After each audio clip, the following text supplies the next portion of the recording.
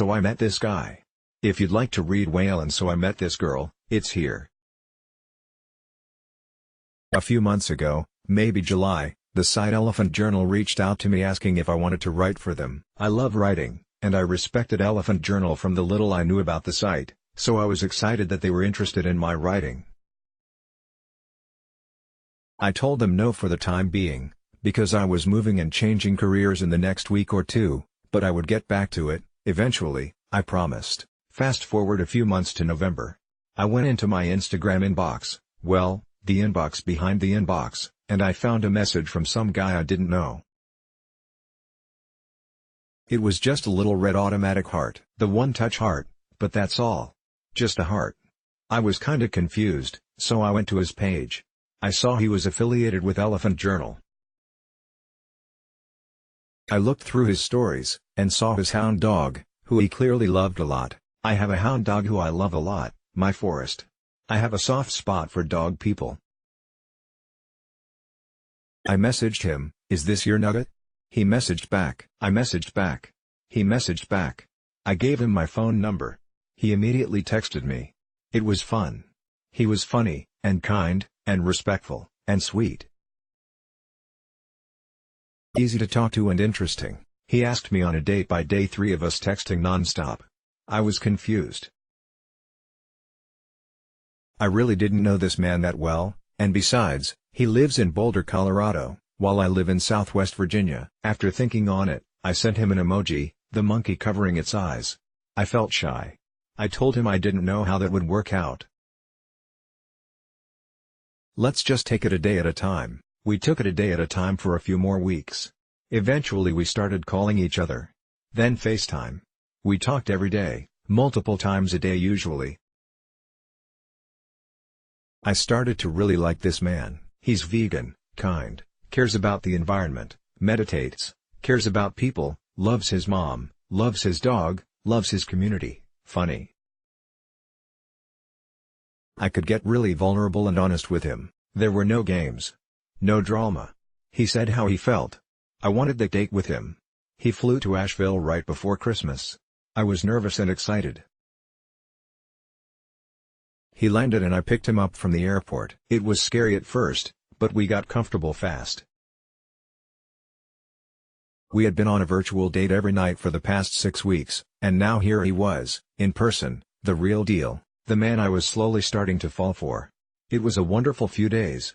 I had been to Asheville many times since I lived close to there. It was fun watching him enjoy the history, the vegan food, and the Appalachian Mountains that hold my heart. We were really liking each other, which can be scary, but we took turns expressing that fear while the other held space and gave reassurance. He went back to Boulder. We went back to talking on the phone, slowly counting down the 50 days of separation. Then, I went to Boulder. I'm here now. I've been here for a week and a half. Just a few more days before I return home. I love it here. I love being with him. I love walking, having him show me around this town filled with kind people and mountains that are much more dramatic than the rolling old mountains that I'm accustomed to. I love meeting all sorts of people here, some of which ask me, "Are you Waylon's new special lady?" And then proceed to tell me about how wonderful they think he is. He's so loved here by the community. That is clear. And he's loved by me. More and more each day.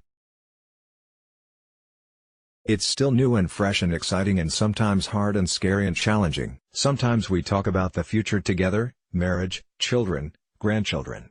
We're both romantics. We like to reminisce on the past and contemplate the future. However, we're also both the mindful type. We like to come back to the present saying, one day at a time. We do not claim the other. We enjoy each other. We respect our unique independences and needs. We know that while this could be forever, it could also just be for now, and that's okay. But I do know one thing, no matter what the future holds, I am so thankful for the time I have with this man. He is good. He is kind. He loves others. He loves himself. He walks his talk. He inspires the hell out of me. Turned out that he owned Elephant Journal, that website that reached out to me about writing. I never did get around to writing for them.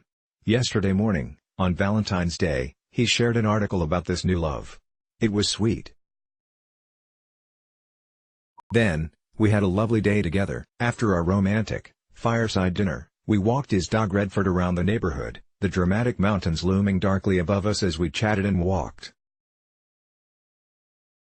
We came upon a school that had swings on the playground. I love swinging, so I hopped on. He got on the swings, too. As we were swinging, I had a stroke of inspiration from this man. So here I am, acting on the inspiration, sitting in my pajamas in Waylon's dining room, writing for him, writing for Elephant, finally. How funny and fitting that my first article is a confession of love for the man who reached out to me 8 months ago to write for the site.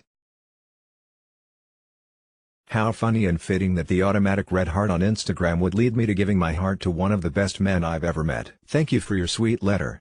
Thank you for having me in your town and your home. Thank you for giving your heart back to me, Waylon.